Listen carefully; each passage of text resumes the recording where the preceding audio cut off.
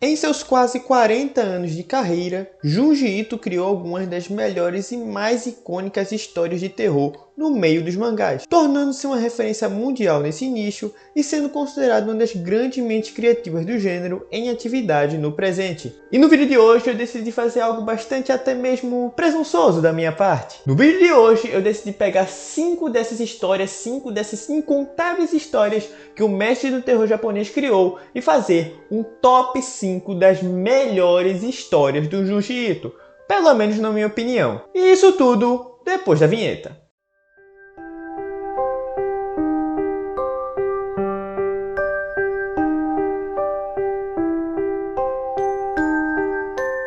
Salve, salve seus nerds da internet! Tudo de boa com vocês? Quem fala com vocês é o Cabs e no vídeo de hoje eu vou justamente falar sobre isso. Vou falar sobre as melhores histórias do mestre do terror japonês, o Junji Ito. E assim, logo um disclaimer que eu vou dizer aqui, que alguns de vocês podem até se perguntar, ainda um pouco mais das 30, 40 pessoas que veem meus vídeos aí podem se perguntar: mas você leu todas as histórias do Junji Ito? Poxa, é claro que não, ainda mais o cara assim, o cara que é famoso por fazer um monte de one shot, então sim, vai ter algumas histórias que assim, eu não li dele, mas que assim, eu pego mais no escopo geral também de outras pessoas que recomendam. Tipo assim, muitas dessas histórias aqui foram de vídeos na internet que eu vi das pessoas falando sobre e eu fui atrás. É até de entendimento geral que essas aqui são algumas das suas melhores histórias. Mas realçando novamente que é a minha opinião e você pode ter uma opinião totalmente contrária a ela, tudo bem? Tudo bem. Mas antes de começar o vídeo, aquela coisa básica de sempre, né? Já pode deixar seu like, se inscreve aí no canal e ativa os sininhos. Vídeos novos aí praticamente agora toda semana, sempre que eu estiver com disponibilidade para editar e também se tiver ideias, né, para criar novos vídeos, incluindo vocês podem mandar ideias de vídeos que eu posso fazer. E eu vou sempre tentar aqui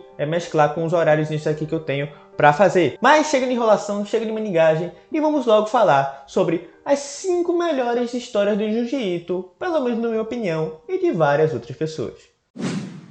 Em quinto lugar, nós temos Frankenstein. E bom, é justamente isso. Você pode estar se perguntando: poxa, mas quem criou Frankenstein não foi o Junji Ito.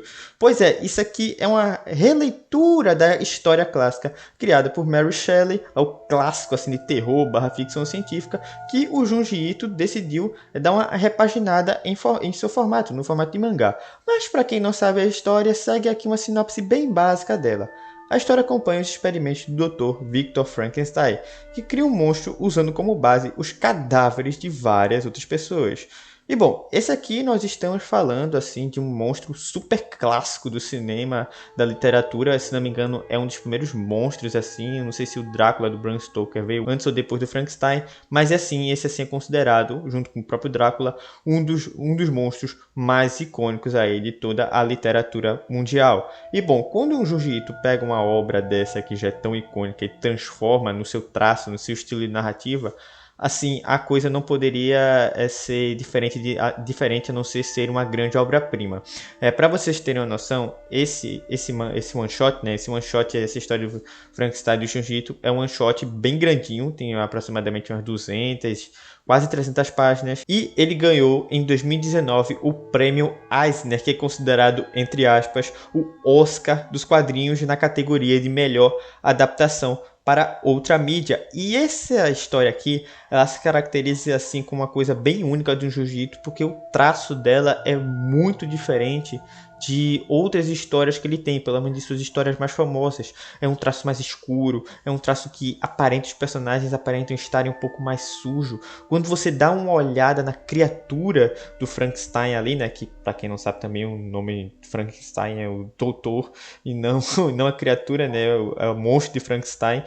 Quando foca na criatura, você vê ali todos os detalhes dela. O Junji Ito, ele tem esse traço muito detalhista, então é uma obra-prima, tanto em narrativa, é uma história que é muito cara de Junji Ito, e em um determinado ponto da história ele toma uma direção diferente do que a Mary Shelley tomou, fazendo esse one shot ser mais realmente a sua pegada. Infelizmente assim, eu sou uma pessoa sem muita cultura, né, podemos considerar assim, porque eu não li esse clássico livro mesmo da Mary Shelley, e assim eu não sei realmente dizer o que é essa mudança grande. Então Assim, eu tô pegando aqui informações que outras pessoas falaram. Mas, mesmo assim, essa aqui é uma das melhores histórias de mestre do horror japonês que adapta uma outra história de terror super conhecida. Uma das mais icônicas e mais influentes da história da literatura mundial. E no Brasil, essa história foi publicada pela editora Pipoca e Nanquim e está presente na coletânea Frankenstein e outras histórias de horror. Em quarto lugar, nós temos o Suave Adeus. A história vai acompanhar a protagonista Akiko, que assim que se casa, descobre que a família de seu marido tem um envolvimento muito grande com o sobrenatural, por assim dizer, sendo mais específico, os fantasmas de seus familiares falecidos. E assim, eu vou parar por aqui porque essa história é um one shot mais usual do Jiu-Jitsu, tem ali suas 30 e poucas páginas, então eu não vou falar muito, só vou deixar nisso aqui. E assim, essa história, ela também é muito diferente de todas as outras que o Jiu-Jitsu trata, porque essa aqui, diferente de todas as suas outras histórias, não é uma história de horror, é sim uma história de drama. E é uma coisa assim tão tocante essa história. É uma história que realmente, se você é um pouco mais assim, dependendo aí porque a história tem a temática dele, né, que é essa coisa familiar. E se você tem um fraco muito grande para isso, você tem algum envolvimento na sua vida que tem uma relação, por exemplo, muito forte com seu pai, com sua mãe, você vai se sentir bastante impactado com a mensagem que é muito forte passada nessa história. E assim, eu recomendo muito para as pessoas que não gostam das histórias de horror do Jiu-Jitsu, mas que essa história de drama pode fazer você gostar mais do autor ou passar a gostar do seu autor, mesmo que não goste das suas histórias. Mas essa aqui é realmente muito tocante, porque ela justamente é o que mostra como ele é um monstro, assim, literalmente o Jiu-Jitsu é um monstro em narrativa. E assim como outros, como por exemplo o Stephen King, que sai do seu meio, né? Para quem não sabe, Stephen King criou aí, além das histórias de terror dele, minhas duas histórias favoritas dele é Um Sonho de Liberdade, né, The Shawshank Redemption, e A Espera de um Milagre, né, que são duas histórias dele, são histórias extremamente tocantes. E aqui o Junji Ito traz essa história com uma mensagem muito forte, muito tocante sobre justamente essas questões familiares. No Brasil, essa história foi publicada pela editora Darkside e está presente na coletânea Fragmentos do Horror. Em terceiro lugar, nós temos Hellstar Remina. E aqui é terror brabo, meu irmão. Horror cósmico na veia. A história começa quando um astrônomo descobre um corpo celeste que, de acordo com suas análises, veio de outra dimensão, rendendo-lhe até mesmo o prêmio Nobel por essa descoberta. E o nome que ele deu para esse corpo celeste único foi o nome de sua própria filha, a Remina, que por causa disso se tornou uma estrela reconhecida mundialmente. No entanto, em observações mais aprofundadas sobre esse corpo celeste, o cientista descobre que ele parece ter vida própria, pois está vindo em direção à Terra em uma velocidade até mesmo superior à luz. E bom, eu vou parar por aqui. Eu até falei um pouco mais sobre essa história, porque ela não é um one shot. Na verdade, se não me engano, ela tem ali seus 5, 6 capítulos de duração. É uma história curta, mas não é um one shot, então eu tenho que falar um pouco mais aqui sobre ela. E como eu falei antes da sinopse, essa aqui é uma história de puro horror cósmico, que é um subgênero ali, uma subdivisão do horror, do terror, que é a minha favorita. Tanto é que assim, eu gosto pra caramba, né? Lancei até um vídeo recentemente de terror de Junji Ito, e o meu vídeo mais famoso é justamente sobre o horror cósmico em Uzumaki. E assim, essa história, ela usa esse subtexto de horror cósmico para justamente tratar de algumas das mazelas que existem em nossa sociedade, como por exemplo, como nós tratamos essas popstars, essas estrelas, assim, por exemplo, do entretenimento que surgem assim uma carreira meteórica, e como nós vemos ela, como nós tratamos ela. E isso pode até parecer bastante deslocado do que eu disse assim, que tipo, poxa, como é que uma obra de horror cósmico pode tratar isso?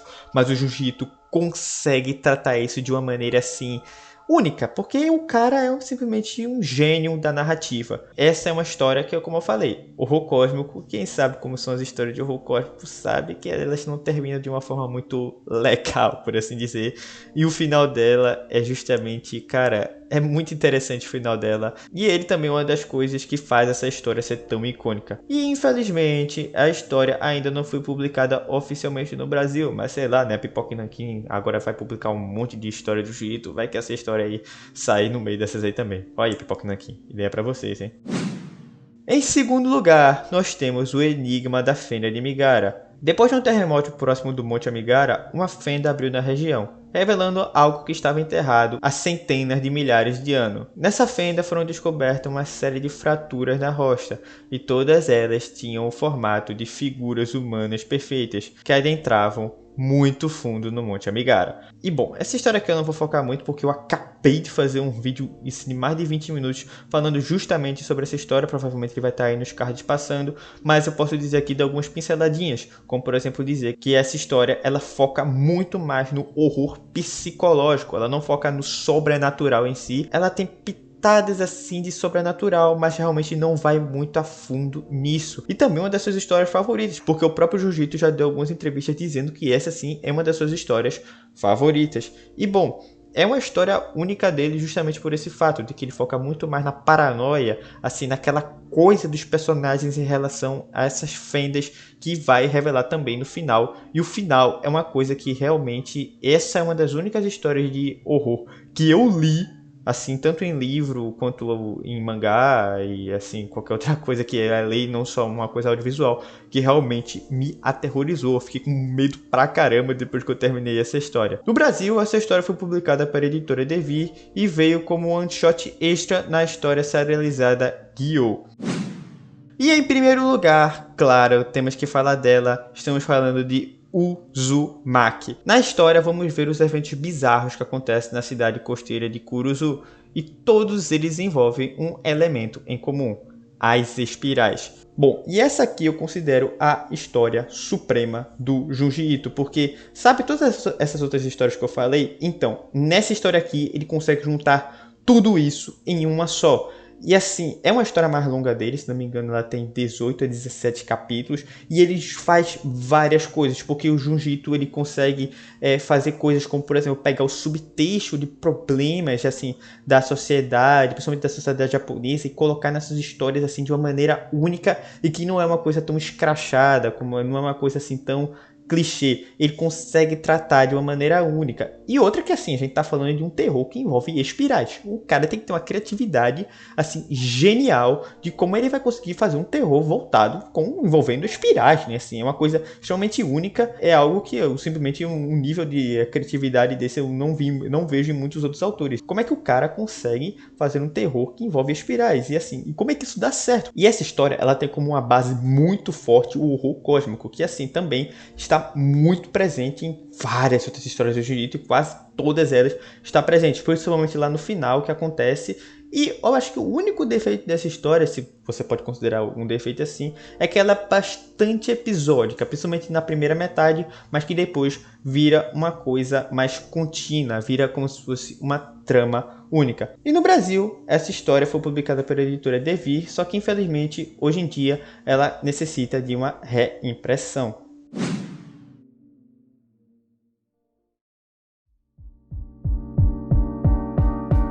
Então é isso, pessoal, espero que vocês tenham gostado do vídeo. Se gostou, deixa o like aí, se inscreve no canal, ativa o sininho.